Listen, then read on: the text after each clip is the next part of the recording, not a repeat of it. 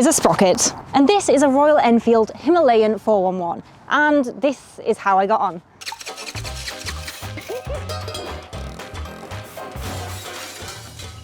This one was completely my fault.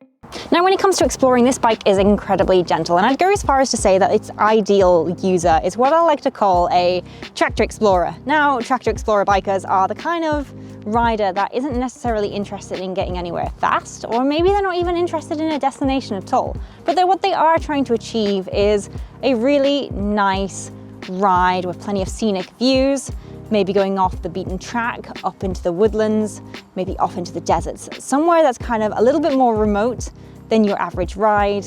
They're there to enjoy themselves, they're there to enjoy the scenery. It's very much what I like to do, that's my style of riding. I want to go and I want to enjoy the world that we have. And these kind of bikes make it really easy to do that, because you get the opportunity to kind of go on these muddy tracks and go off gravel paths that might necessarily be suitable for a lot of other machines. And in turn, you get to kind of find a whole new world that you wouldn't have necessarily thought to go and visit in the first place. Okay, first time lucky, GoPro is on the fritz. I'm charging the backup GoPro as we speak in the bag, but long story short, we are on a road. It says unsuitable for long vehicles. We're going to get on the bike and go on the road. That's unsuitable for long vehicles, and hope that it all turns out well. Off we go. So, I believe we follow this road along for a little bit, and then I think it just starts getting a little bit muddier. Now, when it comes to the engine of the Himalayan 411, it has 24 horses and 32 newts, and it markets itself as a lightweight adventure bike. And ultimately what you get is a lightweight adventure bike. Unfortunately, the way the market is at the moment, the vast majority of people who are doing this kind of adventure touring tend to be, in my experience, on the taller side. And it's only really been in the last 5-6 years that smaller riders like women have started to take up adventuring, which is also kind of why we've seen such a huge rise in adventure bikes. Now, when it comes to the Himalayan and its place in the market, I would go as far as to say that this kind of bike is marketed towards bikers who want to pack light and don't want to take a lot of weight, bikers who are on the smaller side and might struggle to get a larger bike up, or perhaps just feel more confident on a smaller machine. I would probably say that this machine isn't going to do so well for bigger riders who are physically taller or physically heavier. And the reason being is just because of the power that the engine does have, and it is something worth bearing in mind. I'm a great believer that a bike is designed for a specific rider in mind. There's no such thing as a bike that fits everyone. I do think the Himalayan does a really good job for a variety of different reasons that we will get into later. Now, what I will say is that because of the power of the engine, ultimately it is what it is. If you're looking for a bigger machine, a heavier machine, a machine with more power, ultimately, I'll be completely honest, this isn't the bike for you. I'm a big believer that a bike always has a specific target audience in mind, and I try to do my reviews from the point of view of the person who it may be marketed at.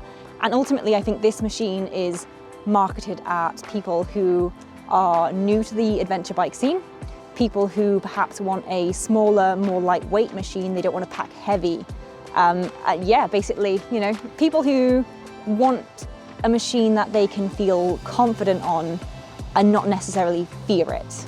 And that's not to say it's not a powerful machine, it's just that it's ultimately a lightweight adventure bike. Now, one of the biggest perks about this bike, and the reason I feel like it's become such a cult hit with the followers that it has, is mostly down to its simplicity. Up front, we have a really simple setup. There's no complicated modes, there's no high-tech shenanigans going on other than the ticker, which is fabulous. Down low, we have a really simple setup as well. If you're somebody who likes to maintain and fix their own bikes, this kind of setup is ideal. And this is the kind of user I find as well that likes to own a Royal Enfield. It's kind of that like old school biker who wants a machine that they can go off and do stupid things, probably break a few pieces here and there, come home, repair it, and then be back out on the weekend again the following week. Often we go, just bang my knee. God damn it. Bang my knee on the back. Oh, those are definitely some solid rack bars.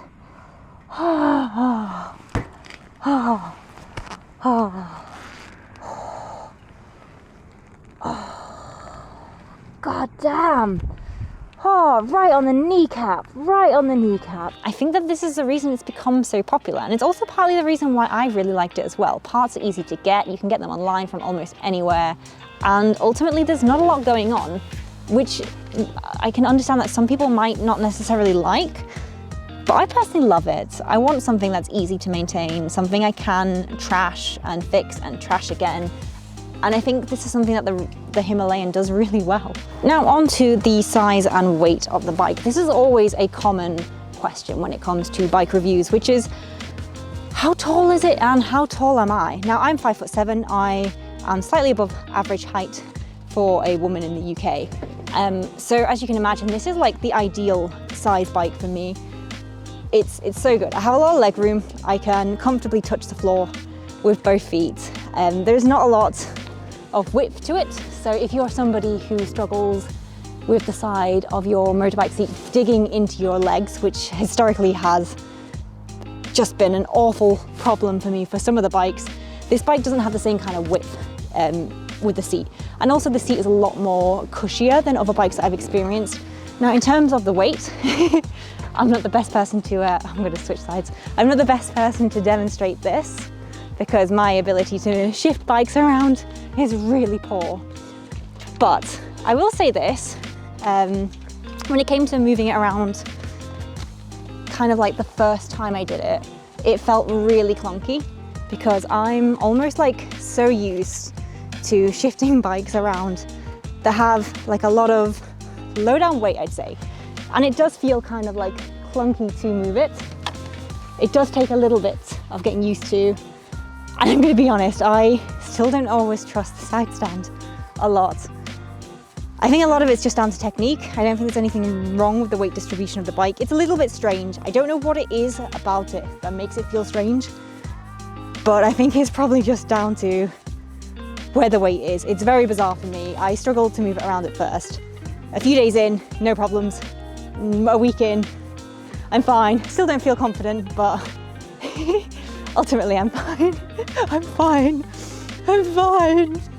Of course, you can't talk about the looks of the bike without drawing attention to this massive front wheel. Like, this is huge. This looks like the steering wheel from a mothership. And obviously with it being this big, it contributes to a lot of ground clearance, but it's just... And then obviously at the back we have a much smaller wheel. Less impressive, but still equally as good. Now when it comes to the right side profile view, as you can see, there is a lot of ground clearance between the exhaust and the floor. I have seen a lot of criticisms about this exhaust not going a lot higher, and I think the general reason for that is just a safety reason for when you're loading up panniers. Obviously this is an adventure bike, people are going to be taking things with them. And I think the other reason is that if you look at the wheels of the bike, in terms of the suspension and also the size of the wheels, I think it's unlikely that the exhaust is going to hit anything that the bike can naturally get over. I think if your ambition is better than the bike's ability and you're doing things you probably shouldn't be doing with it, it might be the case you might hit it, but compared to a lot of other bikes, there is a lot of clearance between this. I don't think it's a problem, and I do think people's criticisms online are a little bit unwarranted. So let's talk about the bike's off-road capacities. Now, this has been the first motorbike that I have rode since breaking my ribs on my trip. And as you can imagine, I've been feeling really nervous about the prospect of potentially coming off and injuring myself all over again. And with it being the first time as well, going back on a bike, and the first time going on a bike and then on muddy tracks, as you can imagine, I've been in a position that a lot of you have been in, which is I was feeling really nervous, I was feeling really scared, I was not feeling confident at all. I was actually really afraid, and I don't really feel like I'm the kind of person that gets scared often. But getting back into something after you've been really badly injured is hard to do. But I also feel like this was a really good bike to do it with, and I do feel like this bike landed on my doorstep at the right time, and it's really done me a favor helping to pick my confidence up. But don't take my word for it. Let's jump to the cutscene and you can see what kind of anxiety I was dealing with and how it ultimately helped me get over it.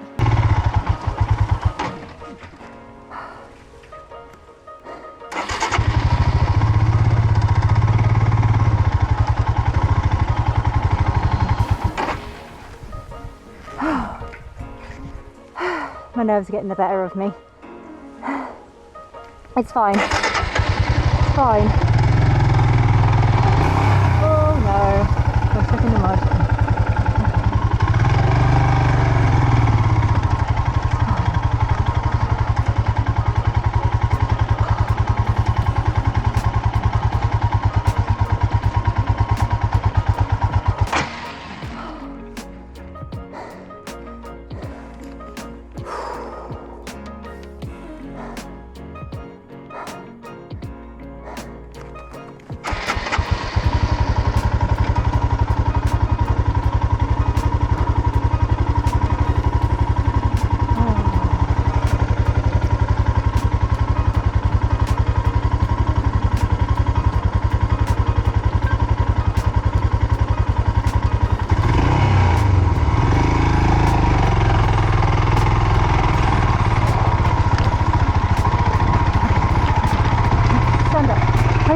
We got this. It's fine. Oh, we're doing okay. Okay, keep going. Okay, we just have to go for it. Oh, right. Oh. Oh. Okay. Oh.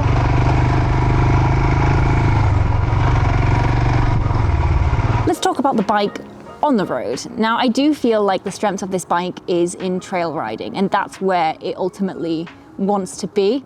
I've used this bike on the road a few times. I mean, with the tires, I found that it had enough grip. I didn't really see any problems. The only thing that I did notice, and this happened twice in wet conditions, is that I did notice a bit of back wheel wobble.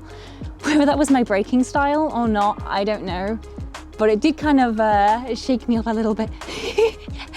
Now, in terms of commutability, this bike manages just fine. It's light, it's nimble, it's small, it's ultimately a lightweight adventure bike. However, where I would say that this fails down is that if you were somebody who's driving in a city, and obviously when it comes to city driving, it's a lot more aggressive. You need to be a little bit more forceful about pulling into gaps, closing gaps, a little bit more of an aggressive drive. This doesn't necessarily have the power down low that it would do with a street bike. Obviously with the street bike you have a lot more torque down low. This doesn't quite have that power down there, but in terms of the size, it does make it a really good commuter machine.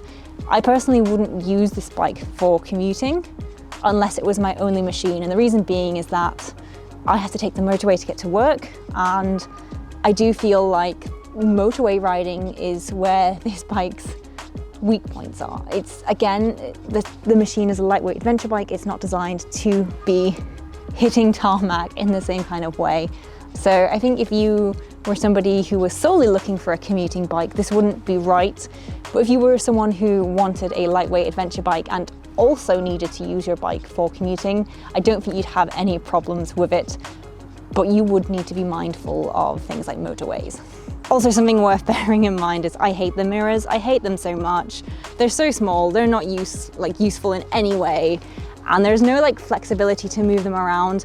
I have pretty much not been able to use these mirrors at all whilst riding this bike because I just can't get the angle right, and I don't have the spanner to move them around either. If I owned this bike, these would be the first things to go. I would totally swap them out with some foldable adventure mirrors.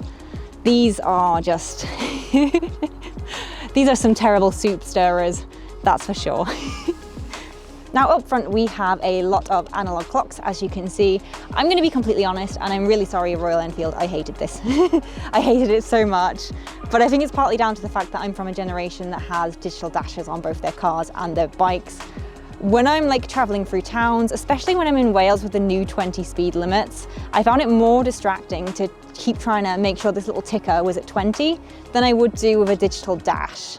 I don't think it's part of the machine. I think it's just down to my lazy brain, but I didn't grow up with analog speedometers.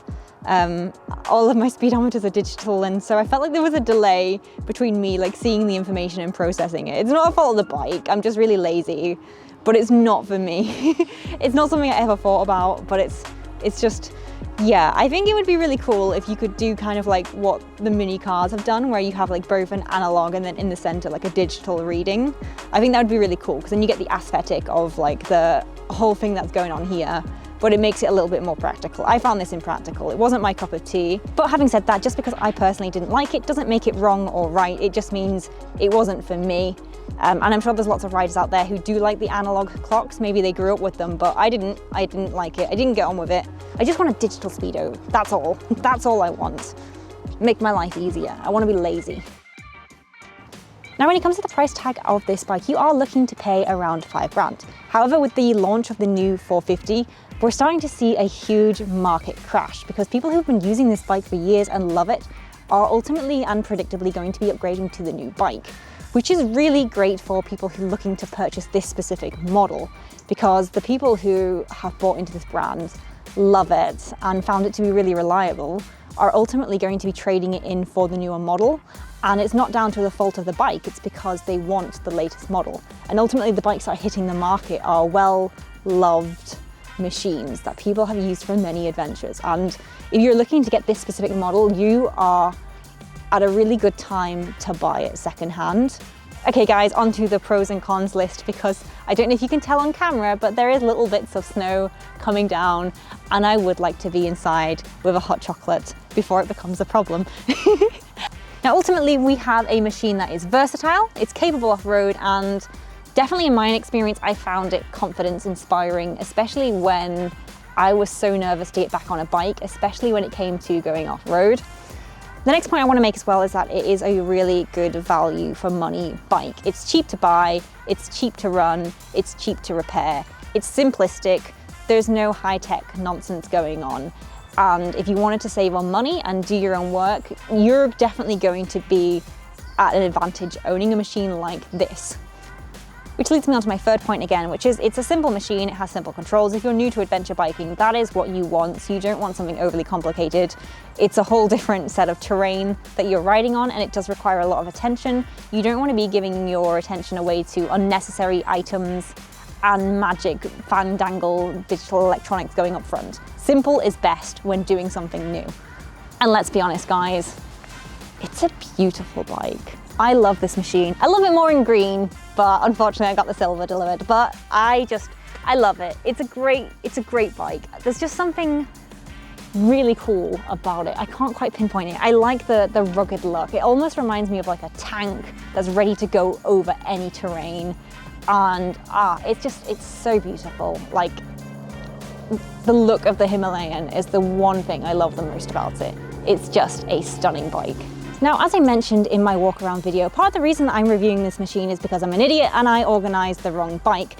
Nonetheless, I have loved this bike for quite some time and I never got round to test riding it. So I was still extremely excited to have one under my garage, like so incredibly excited.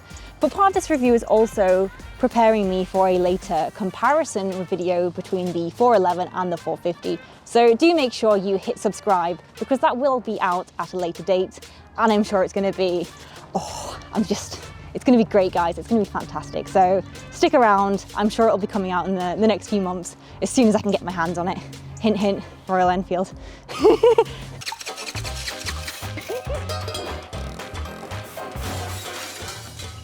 This one was completely my fault.